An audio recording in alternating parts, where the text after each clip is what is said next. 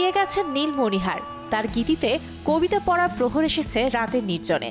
নীলিমায় চোখ ভাসিয়ে কতজনই না পথ চেয়ে থেকেছেন প্রিয় মানুষটির জন্য। ঠিকানাহীন অজানায় ঘুরে বেড়ানো ফেরারি পাখির নিভৃতচারী সৃষ্টির কারিগর যিনি, তিনি লাকি আখন্দ।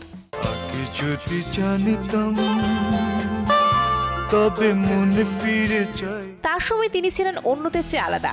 নিজেকে প্রচারে কখনো স্রোতে গা ভাসাননি। গান করেছেন, সুর করেছেন, গানের সঙ্গে বেঁধেছেন প্রাণ। আর সেই বন্ধনের জোরে কয়েক প্রজন্মের কাছে হয়েছেন সঙ্গীতাঙ্গনের প্রিয় মানুষ।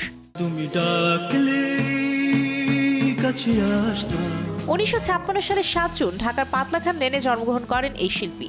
মাত্র 5 বছর বয়সেই বাবার কাছে সঙ্গীতে হাতেখড়ি। 1963 থেকে 1967 সাল পর্যন্ত টেলিভিশন এবং রেডিওতে শিশু শিল্পী হিসেবে অংশ নিয়েছেন। এছাড়া মাত্র 14 বছর বয়সে এইচএমভি পাকিস্তানের সুরকার এবং 16 বছর বয়সে এইচএমভি ভারতের সঙ্গীত পরিচালক হিসেবে নিজের নাম যুক্ত করেন লাকি আখন্দ। 1975 সালে ছোট ভাই হ্যাপি আখন্দের একটি অ্যালবামের সঙ্গীতায়োজন করেন। অ্যালবামটিতে আবার এলো যে সন্ধ্যা ও কে বাঁশি বাজায় রে গান দুটি ব্যাপক জনপ্রিয় হয়।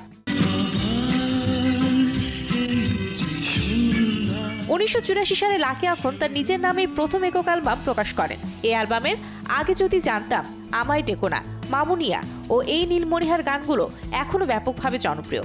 এছাড়া কুমার বিশ্বজিতের কণ্ঠে যেখানে সীমান্ত তোমার, সামিনা চৌধুরী কণ্ঠে কবিতা পড়ার প্রহর এসেছে ও জেমসের কণ্ঠে লিখতে পারি না কোনো গান আর তুমি ছাড়ার মতো কালজয়ী গানের সুর করেছেন তিনি। দীর্ঘদিন ধরে ফুসফুসের ক্যান্সারে ভুগছিলেন লাকি আখন্দ। 2017 সালে 21 এপ্রিল নিজ বাসায় গুরুতর অসুস্থ হয়ে পড়লে মিটফোর্ড হাসপাতালে শেষ নিঃশ্বাস ত্যাগ করেন তিনি। বেঁচে থাকলে আজ 68তম জন্মদিন পালন করতেন গুণী এই শিল্পী। তার গিটারে হয়তো বেজে উঠত আবার এলো যে সন্ধ্যার মতো কালজয়ী নতুন কোনো গানের সুর। Mario Hossain, showbiz tonight.